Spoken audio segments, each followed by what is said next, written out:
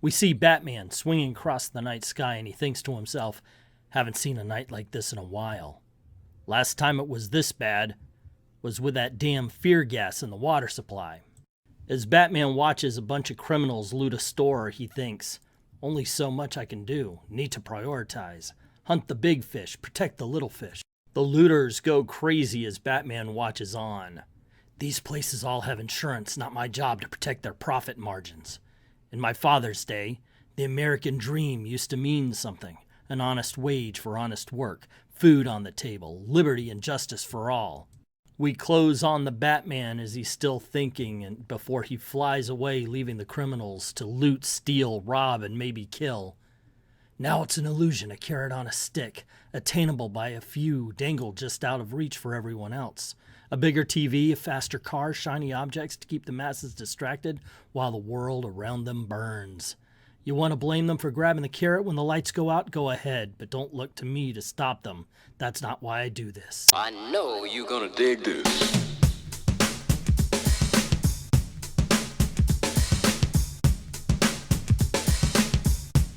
So tell me you don't understand Batman while actually telling me you don't understand Batman. That's what this writer here has done, and I want to talk about him a lot. Batman Fortress by Gary Whitta. This is the only page that matters. And I don't care what's wrapping around the rest of the book. It's okay. Read it if you want. But holy Toledo, this man doesn't know who Batman is. I've said this for the last 6 years. They do not find the voice of the character to write. They have an agenda.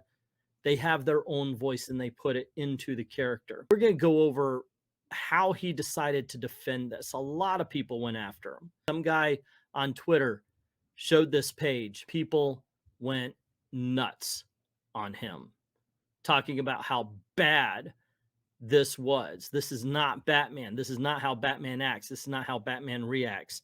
And they just went freaking crazy. So naturally, this Gary Whitta guy, that in all honesty, he says he's written comic books. I don't know what he's written. I just heard of them. So I don't know. Tell me in the comments below. By all means, school me on this. I'm okay with that. I'm always interested in learning about books I probably would want to read in the bad comic beatdown section of my channel. So by all means, please share that out. I think it would be interesting. Otherwise, I'm going to get to sharing out him defending against everybody who didn't like this. There's a whole bunch of people who didn't like this page. Okay, so I got this from Bounding Into Comics. So let's scroll on down. They're basically telling the story. In the first issue, Batman is called on to protect Gotham City during a massive global blackout that has shut down the energy grid, wreaked havoc on communications network, and freed the prisoners of Arkham Asylum. They believe it's aliens by the end of it, by the way. His first stop is a rooftop overlooking an electronics store being looted and the connecting building that appears to be apartment buildings going up in flames as rioters armed with blunt objects storm the streets. Batman decides not to intervene, rationalizing in an interior monologue. Haven't seen a night like this in a while. Last time it was this bad with that damn fear gas in the water supply. Only so much I can do. Need to prioritize, hunt the big fish, protect the little fish. These places all have insurance. Not my job to protect their profit margins. In my father's day, the American dream used to mean something, an honest wage for honest work, food on the table, liberty and justice for all. Now it's an illusion, a carrot on a stick, attainable by a few, dangled just out of reach for everyone else. A bigger TV, a faster car, shiny objects to keep the masses distracted while the world burns. You want to blame them for grabbing the carrot when the lights go out? Go ahead, but don't look to me to stop them. That's not why I do this. Now here's something they could have done. Some sort of communication could have been set up between him and Alfred, and he could have said, or he and Alfred, and he could have said something along the lines of, I have to get to the bottom of this. The cops can handle the rioters. That could have been said. That would have been more in line with what needed to be done. Look, he's right. He can't be everywhere and he has to prioritize. And if there is something bigger out there that's causing this blackout, he needs to go for that. He also has a bat team he could set on the rioters while he's setting up against whatever has caused this. But to sit there, look at the criminals and say, nah, that's not my job, is bullshit. What this is Whitaker guy has bought into everything he's heard on Twitter. He's basically saying that the 2020 riots that caused so much death and destruction was okay because you know what? They're poor. I'm sorry, but no. Just because you're poor doesn't mean you can freaking commit crimes and it's okay. And I don't care if somebody does something to the guy across the street, that doesn't give me a right to do something to my neighbor, which is what those riots were really about. Oh my gosh, that guy over there had something done to him. So I'm going to tear down this person's business that they saved up their money to start. They have insurance, so everything will be okay. No, it won't. A lot of these businesses didn't reopen, you dumbass. But no, every freaking lie that was told on Twitter about 2020, this man is obviously just absorbed and said, hey, everything is cool.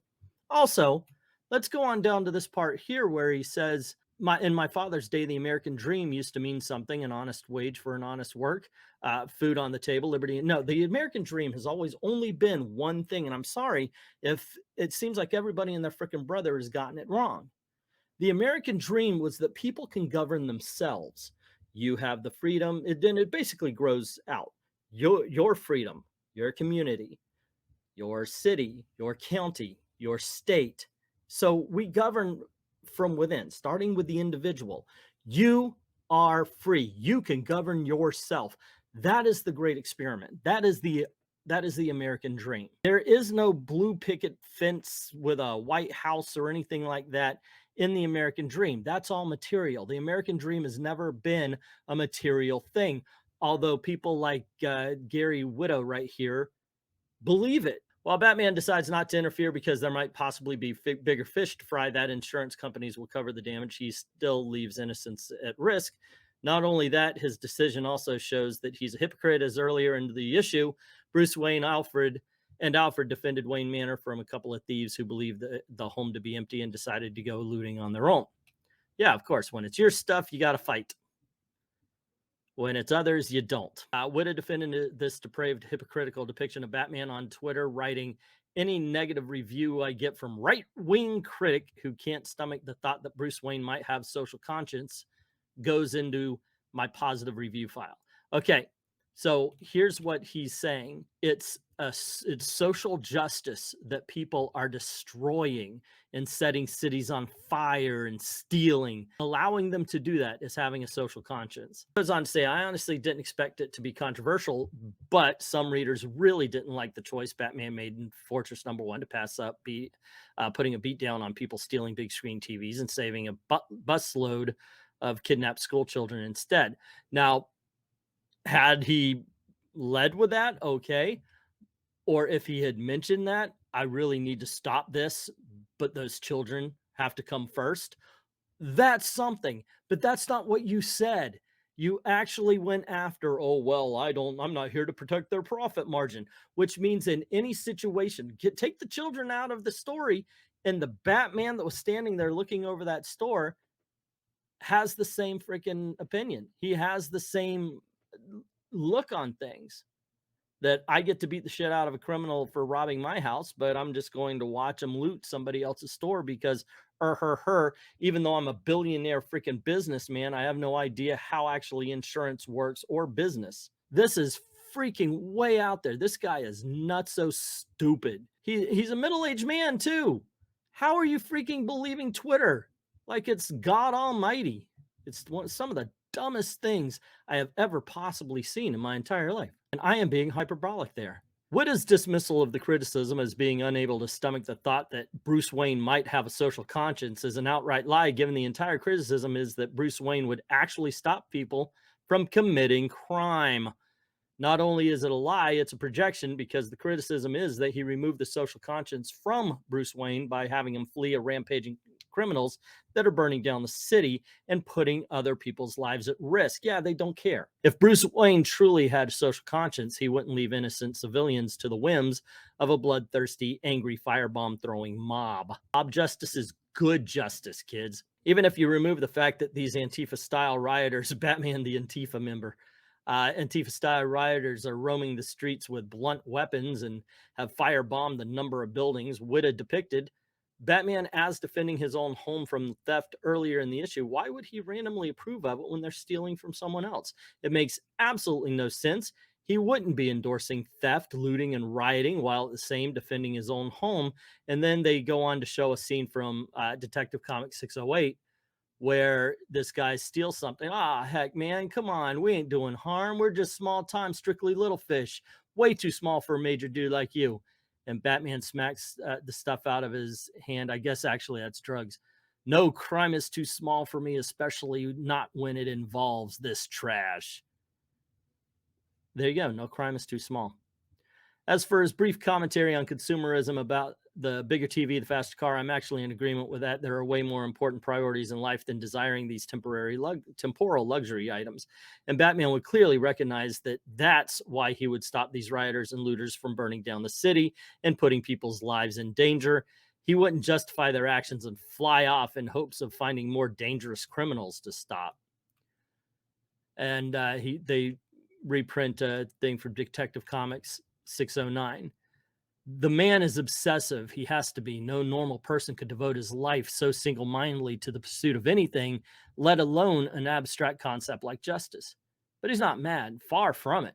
He knows exactly what he's doing and why he's doing it. He hates crime with a passion.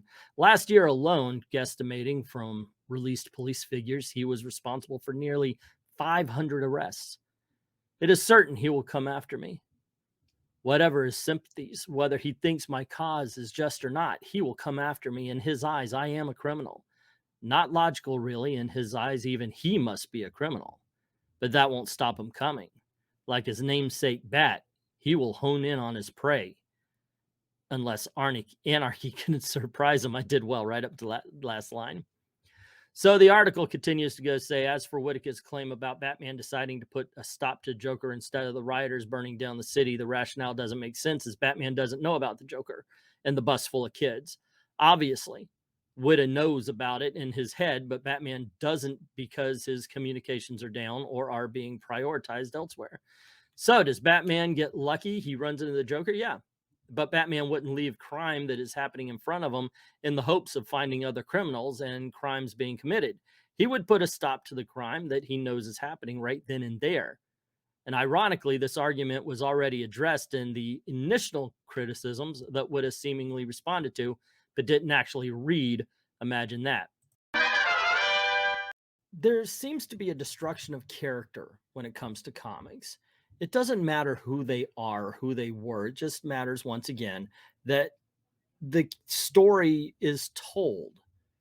And in the end, it doesn't matter who the characters are that they're using. Is it Batman? Is it Superman? I don't think that would have mattered with this storyline. I think this Gary Whitta guy would have made sure that even Superman would look down and go, hey, it's their shot. They normally don't get to steal things and burn shit down. Let's let them have this one. It would have been something along those lines because that's the story he wanted to tell, whether it fits the character or not. One of the reasons why a lot of people are disconnecting. And it's true. The people who truly love the characters, like myself, who've been following Batman since 1974, 74, yeah. We're pulling away. Who are these people? Look, I've got decades of back issues to read. Why do I want to bother with the modern stuff?